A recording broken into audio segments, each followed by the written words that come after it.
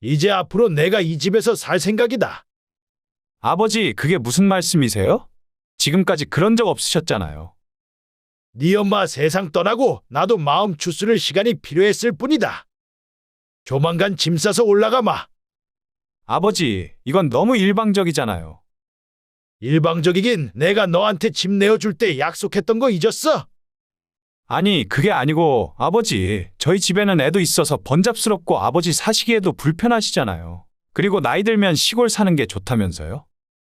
공기 좋은 곳에서 사시는 게 좋죠. 맞아요, 아버님. 저희가 안 모시겠다는 소리가 아니고요. 지금은 아버님이 편하게 사시다가 나중에 큰 병이라도 걸리게 되면 그때 저희가 먼저 모신다고 말씀드릴게요. 늙은이가 혼자 사는 게 뭐가 편해? 며느리가 차려주는 밥 얻어먹고 사는 게 편하지. 이제 앞으로는 아들이 주는 용돈 다 쓰면서 살 거다. 아버지, 제 말 좀 끝까지 들어보세요. 왜 벌써 저희랑 합가를 하려고 그러세요? 건강도 멀쩡하시면서. 아버지 불편하시고 저희도 솔직히 불편하잖아요. 이 집은 저희 집인데 왜 자꾸 고집을 부리세요? 이런 말씀 하실 거라면 앞으로 찾아오지 마세요. 오늘 이야기 속의 주인공은 77세 김 씨와 그의 아들에 대한 사연입니다. 아들에게 경제적인 지원을 아끼지 않았던 김 씨 부부는 나이가 들어 귀촌을 선택하게 되었고, 그때 그의 아들은 나중에 부모가 한 명만 남게 되면 모시고 살기로 약속을 하며 집을 받아갔어요. 이 집안의 비극은 자식을 위해 모든 걸 다 해주고 싶은 부모와 부모를 위해 그 어떤 것도 내줄 생각이 없었던 자식 사이의 간극이 너무 큰 탓에 일어났습니다. 받아갈 때는 그 어떤 조건이라도 다 좋다며 찬성을 했던 아들과 며느리는 그 약속을 까맣게 잊어버렸고, 오히려 이제는 자신이 집의 주인이라며 김 씨가 더 이상 찾아오지 않길 바랬어요. 김 씨는 어차피 아내를 보내고 혼자가 된 마당에 아들까지 없는 셈 치자고 마음을 먹었습니다. 부모를 괴롭게만 하는 자식만 사라진다면 김 씨의 삶은 훨씬 더 행복해질 수 있을 것 같았어요. 김 씨는 30대 중반, 당시로서는 약간 늦은 나이에 아들을 갖게 되었습니다. 두 내외가 모두 먹고 사느라 워낙 고생하며 살았기 때문에 자식을 낳을 꿈도 못 꾸고 살았는데, 조금 형편이 피기 시작했을 때 아이를 낳을 수가 있었죠. 김 씨도 늦은 만큼 아내도 아들을 낳을 당시에 30이 넘었습니다. 둘째는 생각을 하지 않았던 만큼 하나뿐인 아들을 끔찍하게도 아꼈어요. 두 부부는 열심히 일을 하고 돈을 벌어 아들에게 모든 지원을 해주었습니다. 아들을 대학 졸업시킬 때까지 김 씨 부부는 최선을 다해서 뒷바라지를 했고, 아들이 취업에 성공하자 김 씨 부부는 본인들이 할 일을 다 했다고 느꼈어요. 당신도 그동안 고생했어. 이제는 우리 노후도 챙겨야 돼. 그런데 나중에 선우 결혼한다고 하면 집 한 채는 해줘야 하지 않을까요? 요즘은 그런 것도 옛날 말이지. 20년 넘게 공부시켜서 좋은 직장 취직하게 해줬는데 장가갈 때 집까지 해줘야 해? 아직 결혼하려면 멀었잖아. 자기가 돈 모아서 장가 가야지. 김 씨 부부는 자식 문제에 있어서는 항상 의견이 일치했지만 아들의 결혼 문제에 있어서는 생각이 조금 갈렸어요. 김 씨는 아들을 완전히 독립시키길 원했고, 아내는 결혼할 때도 결혼한 이후로도 힘닿는 데까지 뒷바라지를 해주고 싶어 했습니다. 하지만 김 씨 부부도 이젠 젊은 나이가 아니었어요. 오히려 우리 노후 챙기는 게 자식 돕는 길이야. 나중에 더 늙어서 아프고 자식한테 의지하면 그게 더 괴롭히는 일이라니까. 그런 김 씨에게 아내는 너무 매정한 것 같다는 말을 자주 했어요. 김 씨와 아내는 아들 문제로 자주 의견 충돌을 하다가 결국 타협점을 찾아냈습니다. 너 이번에 들어가는 회사 근처에 오피스텔을 하나 구해줄게. 사주는 건 아니고 전세로 말이야. 전세요? 월세가 구하기 편할 것 같은데. 아니야, 대출 없이 1억 5천 정도면 전세 구할 수 있겠더라고. 나중에 너 결혼할 때 되면 그 보증금 빼서 못해. 그 이상 지원해주는 건 엄마 아빠도 노후 준비해야 하니까 힘들어. 대신 나중에 너한테 우리 노후 책임지란 소리 안 할게. 그 말에 아들은 흔쾌히 알았다고 대답을 했습니다. 어차피 결혼도 먼 일이라 생각했고 부모님 노후에 본인이 신경을 안 써도 되니 어려운 일이 아니라 생각했어요. 김 씨도 이만하면 아들에게 해줄 건 다 해줬다고 믿었습니다. 아들이 월세 내느라 고생을 안 해도 되고 지금부터 착실하게 돈을 모으면 결혼할 때쯤엔 집을 살 수 있을 정도의 목돈이 생길 테니 말이죠. 아들이 구한 집은 전세 1억 5천 전액 현금이었고 명의는 군말 없이 아들 앞으로 해주었어요. 그 이후로도 김 씨는 열심히 일을 하며 살았습니다. 그리고 노후를 위해 따로 저축도 하고 있었지만 그래도 김 씨 부부의 가장 큰 자산은 살고 있는 아파트였죠. 시간이 흐르니 주변 동네 집값 상승과 더불어 김 씨 부부가 사는 집도 가격이 올랐습니다. 그러다 보니 이 집만 있으면 노후 걱정은 할 필요가 없겠다 싶었죠.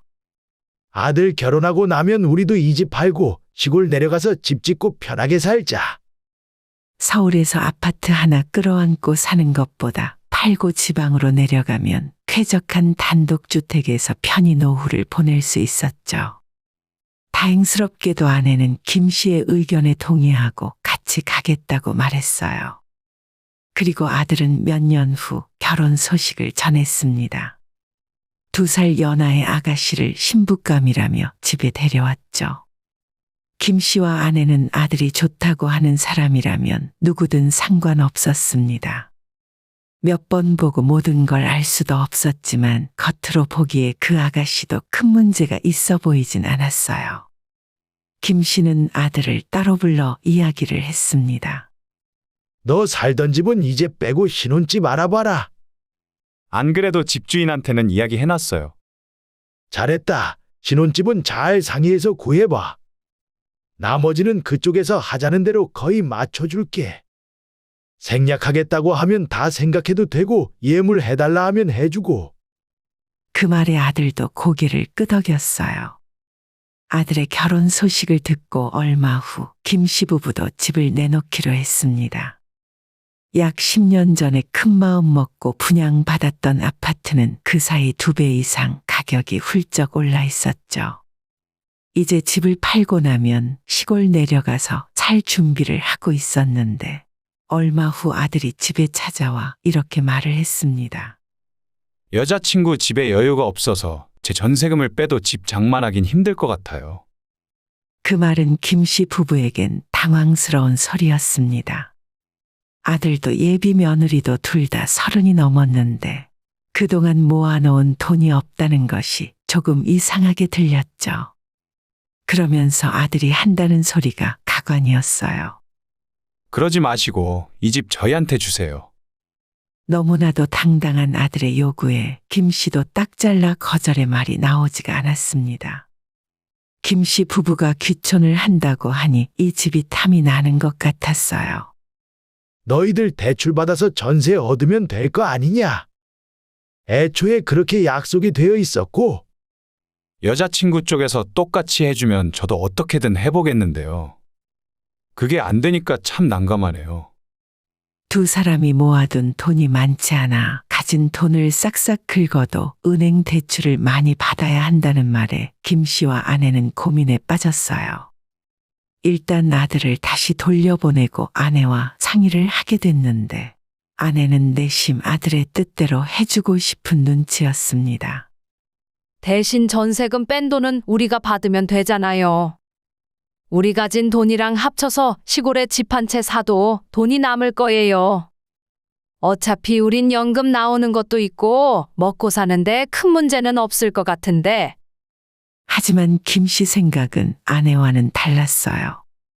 먼 훗날 지금보다 나이가 더 많이 들면 밥 먹고 사는 것이 문제가 아니었으니까요.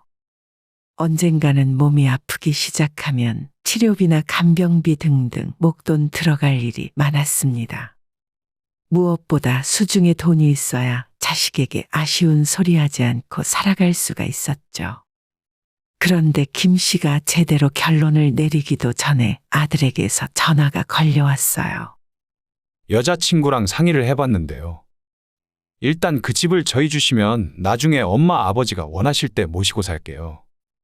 노후 걱정은 하실 필요 없으세요. 아들의 말에 아내는 솔깃한 눈치였어요. 그렇게 해요. 얘네 말대로면 걱정할 필요도 없겠네. 어차피 아들이라고 하나밖에 없는데 괜히 서운하게 하지 맙시다. 김 씨는 아내의 말을 듣고 한숨을 크게 한 번 쉬고 아들에게 말했습니다. 다른 건 몰라도 이거 하나만 약속해라. 나랑 너희 엄마 중에 먼저 세상 떠나고 나면 너가 끝까지 모셔라. 그럴 결심이 있다면 이 집을 가져가도 좋다. 아버지는 당연한 말씀을 하시네요. 자식이 부모 모시는 건 당연한 일이죠. 저는 두 분 모두 모셔도 괜찮아요. 우리 둘 다 데리고 살 일은 없을 테니 꼭 약속은 지켜야 한다. 사실 아내의 말 때문에 그렇게 하기로 결심한 건 아니었습니다. 김 씨는 자신이 먼저 세상을 떠날 것이라 생각했고 홀로 남겨질 아내를 아들 내외가 끝까지 책임지고 돌봐주길 바라는 마음이었어요. 나중에 아들에게 연락이 왔는데 예비 며느리도 그 이야기를 듣고 정말 좋아했고 약속은 무조건 지키겠다 하더라고요.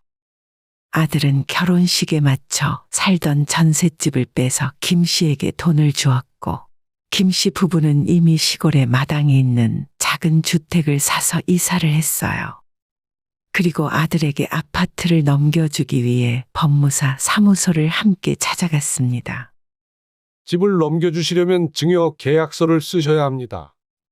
부모 자식 간에도 그런 게 필요한가요? 계약서가 있어야 등기 신청을 할 수가 있습니다. 그렇게 계약서를 작성하고 있었는데 김 씨 머릿속에 한 가지 생각이 떠올랐어요. 혹시 이런 것도 계약서에 넣을 수가 있나요? 나중에 부모가 원할 시 모시고 살겠다는 조건 같은 거요. 아, 효도 계약서요? 요즘 그걸 효도 계약서라고 합니다. 재산 물려주고 나면 하도 부모 자식 간에 다툼이 많아서요. 그 조항 같이 넣어드릴까요? 아버지, 계약서에 굳이 뭘 그런 것까지 넣어요? 가족이면 당연히 모시고 살아야죠. 아들의 말에 괜한 이야기를 했나 싶었지만 서류를 작성하고 있던 법무사의 눈빛에서 뭔가를 읽어낸 김 씨는 결국 조항을 넣은 계약서를 작성했습니다. 그렇게 집은 아들에게 명의가 넘어갔고 김 씨 부부는 전원주택 생활을 시작했어요. 살던 집에서 차로 2시간이 채 안 걸리는 거리였는데 아들 내외는 자주 찾아오진 못하고 전화로 안부를 물었습니다.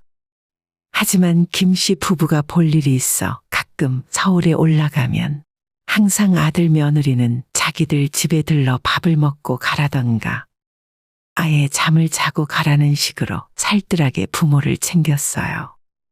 아버지, 언제든지 오셔서 주무시고 가세요. 맞아요. 아버님, 어머님 자주 좀 오셨으면 좋겠어요. 아들 며느리의 본심은 알 수 없었지만 말이라도 이렇게 해주니 기분이 좋았습니다. 아들이 결혼하고 처음으로 김 씨 내외를 초대했을 때는 잔치상처럼 음식을 차려 대접을 받았어요. 뭘 이렇게까지 많이 차렸어? 준비하느라 힘들었겠다. 아버님, 어머님 오신다는데 당연하죠. 안방 비워놨으니까 오늘 거기서 주무세요. 신혼집 안방을 어떻게 우리가 뺏어? 우리는 저기 건너방에서 자면 되니까 걱정 마라. 아니에요. 어머님, 아버님이 주신 집이니까 당연히 편한 곳에서 주무셔야죠. 며느리와 신랑이 끝에 안방에서 자는 건 거절했지만 그 이후로도 김 씨 내외가 아들의 집에 찾아가면 기분 좋게 맞이해 주었습니다. 하지만 그런 것도 처음 몇 년뿐이었고 시간이 지나자 많은 것들이 바뀌었어요. 특히 손주가 태어나고 한 해 한 해 시간이 지날수록 아들 며느리는 달라졌습니다. 예전과는 너무나도 달라진 태도에 김 씨 부부도 그걸 눈치 못 챌 리가 없었죠. 어쩌다 한번 서울에 볼 일이 있어 올라갔다가 아들에게 연락을 하면 대놓고 귀찮은 기색을 내비쳤어요. 가끔 집에 찾아가도 김씨 부부를 위한 요리는커녕 밥도 잘 챙겨주지 않았습니다. 손주가 보고 싶지만 정작 아들 내외는 명절을 제외하곤 김씨의 집에 찾아오지 않았기 때문에 어쩔 수 없이 김씨 부부가 올라가야 했어요. 하지만 김씨 부부가 찾아간다는 소식을 들으면 며느리는 손주를 데리고 친정으로 피난을 가버렸고 거의 매번 허탕이었죠. 집에 며느리와 손주도 없고 아들도 세상 귀찮다는 표정으로 김씨를 맞이하는 걸 보며 더 이상은 아들 집에 방문하면 안 되겠다는 생각을 했습니다. 우리 이제 아들 집에 오면 안 되겠어요. 김씨가 말을 꺼내기도 전에 아내가 먼저 이렇게 말을 할 정도였어요. 아마도 김씨가 느끼는 감정보다 아내가 느끼는 배신감이 훨씬 컸을 것 같았습니다. 그저 한평생 아들만을 위해 살아온 사람이었으니 말이죠. 그리고 그날을 마지막으로 서울에 올라갈 일이 있어도 김씨 부부는 더 이상 아들에게 연락조차 하지 않았습니다. 명절에나 한 번씩 아들과 며느리가 집으로 내려왔고, 그래도 자식이라고 김씨의 아내는 음식을 잔뜩 준비해 자식들 앞에 차려놓았어요. 아들 내외가 돌아가고 난 후 김씨는 아내에게 말했습니다. 저놈들이 뭐가 예쁘다고 고생을 하고 그래? 어차피 자네도 이제 안 지내는데 라면이나 끓여주던지 몸도 성치 않으면서. 최근 들어 자꾸 여기저기 아프다고 하는 아내가 걱정되어 말했지만 아내는 김씨의 생각과는 조금 달랐어요. 앞으로 얼마나 더 밥 차려 먹일 수 있을지 모르잖아요. 김씨는 아내의 말에 속으로 깊은 한숨을 쉬었습니다. 그리고 작년 결국 김씨의 아내는 먼저 세상을 떠났습니다.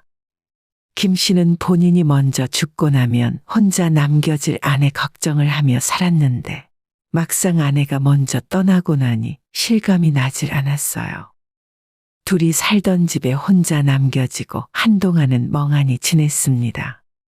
밥도 잘 챙겨 먹지 않게 되고 어딜 가도 혼자 다니면 재미가 없어서 차라리 집에 틀어박혀 있었어요. 김씨, 그러지 말고 아들 집에 들어가서 같이 살아.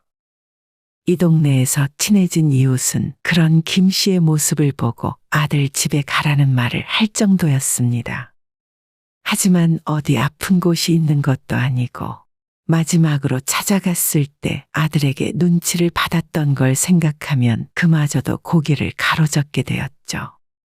아내도 아니고 김씨가 아들 며느리와 함께 살게 되면 서로 불편한 점이 훨씬 많을 것 같았어요. 시간이 차츰 지나자 김씨도 혼자 있는 생활에 적응해 나가기 시작했습니다. 밥도 하루에 두 끼는 꼬박 챙겨 먹었고 가끔 마을 사람들과 어울리기도 했어요.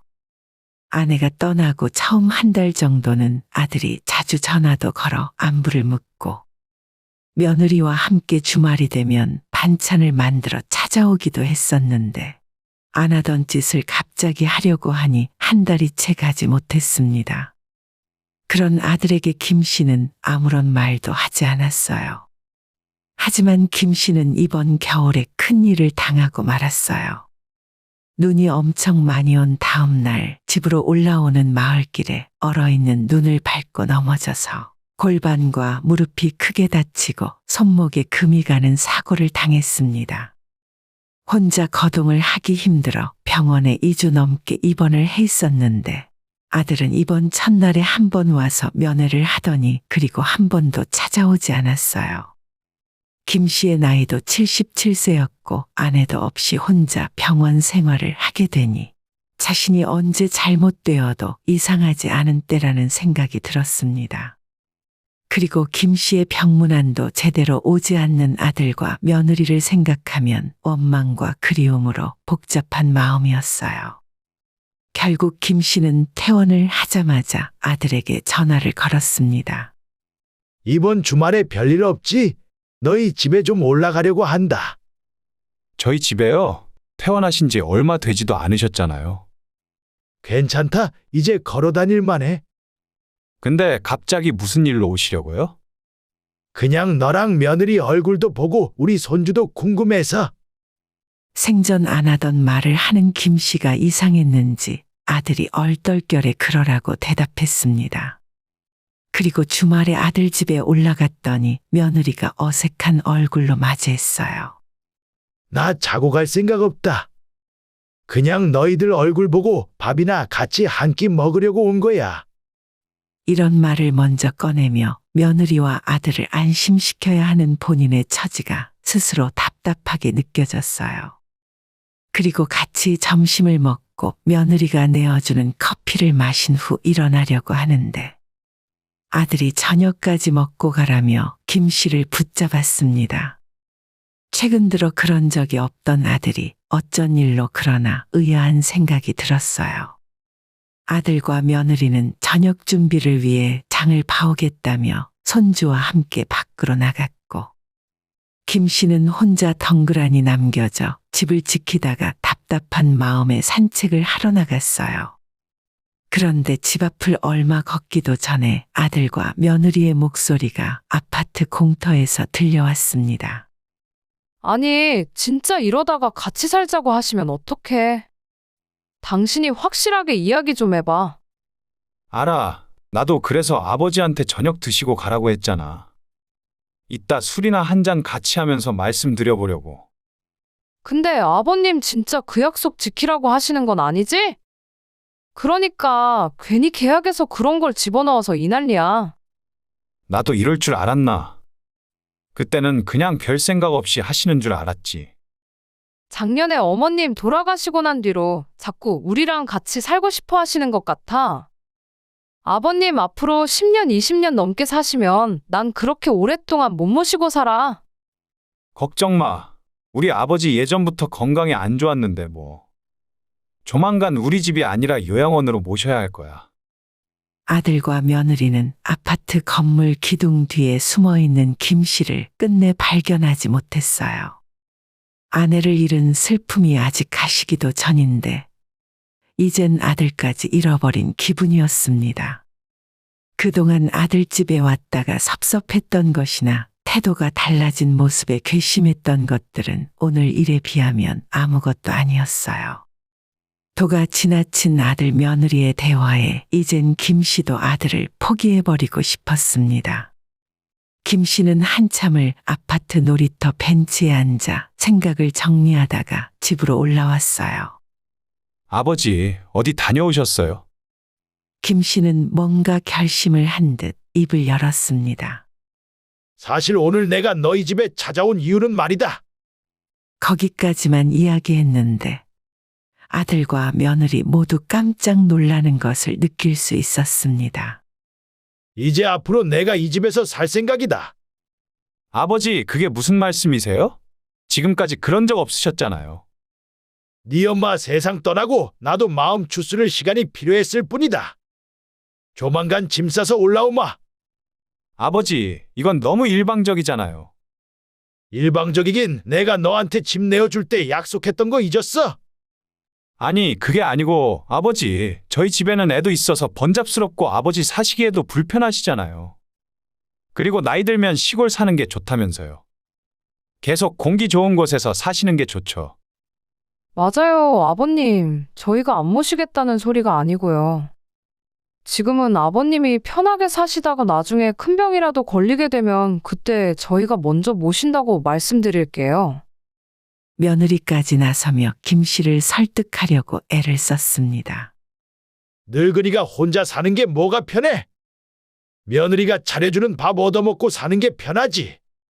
이제 앞으로는 아들이 주는 용돈이나 다 쓰면서 살 거다.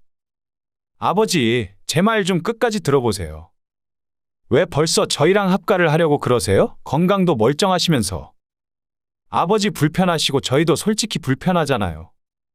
이 집은 저희 집인데 왜 자꾸 고집을 부리세요? 이런 말씀 하실 거라면 앞으로 찾아오지 마세요. 김 씨가 고집을 부리자 아들은 결국 참지 못하고 언성을 높였습니다. 그러니까 너는 나를 모시기 싫다 이거지?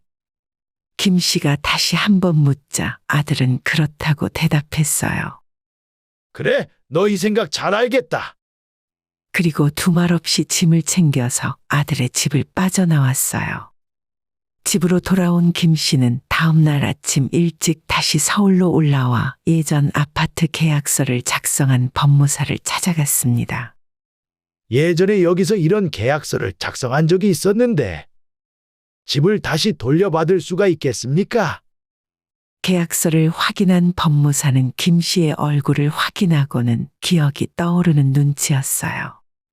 물론입니다. 계약서에 적힌 대로 자녀분께서 이행을 하지 않으면 다시 돌려받는 것도 가능하죠. 법무사의 조언으로 아들의 집에 내용 증명을 보냈고 며칠 후에 아들에게서 전화가 걸려왔습니다. 아버지, 대체 이런 경우가 어디 있어요? 뭐가 말이냐? 난 계약서 내용대로 진행할 뿐이야. 아무리 그래도 이건 아니잖아요. 모시기 싫으면 굳이 나랑 같이 안 살아도 돼. 싫은 걸 억지로 하자는 것도 아니고 그냥 처음부터 없던 일로 하면 될 거 아니냐? 아들이 뒤늦게 후회를 하고 김 씨를 모시겠다고 말했지만 이제는 김 씨가 아들과 함께 할 마음이 사라져버렸습니다. 얼마 후 변호사까지 고용해 아들에게 소장을 보냈고 결국 아들이 아파트를 포기하고 이사를 가게 되면서 마무리되었어요. 그렇다고 해서 김 씨가 다시 그 아파트로 들어가서 살지는 않았습니다. 아들 쫓아낸 집에서 편하게 살고 싶은 마음도 없었고 큰 집에서 혼자 지내느니 차라리 그 집을 팔고 노후를 편안하게 보내고 싶었어요. 이제는 아프다고 돌봐줄 가족도 없는 것과 마찬가지라서 큰 병에 걸리면 좋은 요양원에 들어갈 돈도 필요했으니 말이죠. 건강이 멀쩡할 때도 푸대접을 했던 아들 며느리였는데 김 씨가 심하게 아프기라도 하면 모시기는커녕 바로 싸구려 요양원에 집어넣을 것이 뻔한 일이었습니다. 평생을 바쳐 키운 자식이었지만 부모를 쉽게 배신했어요. 먼저 세상을 떠난 김 씨의 아내가 하늘에서 이 모든 일을 지켜보고 있다면 과연 뭐라고 할지가 궁금했습니다. 못된 자식에게 한 방 먹여서 속 시원하다고 할지 아니면 아들을 내쫓았다고 원망을 할지 알 수 없는 일이었어요. 그래도 이제는 다시 돌아갈 수 없는 강을 건넜고 남은 여생을 편안하게 살다가 가기로 결심한 김 씨였습니다. 오늘의 영상은 여기까지입니다. 이 글을 보신 모든 분들의 노년에 웃음과 행복만 가득하기를 기원합니다.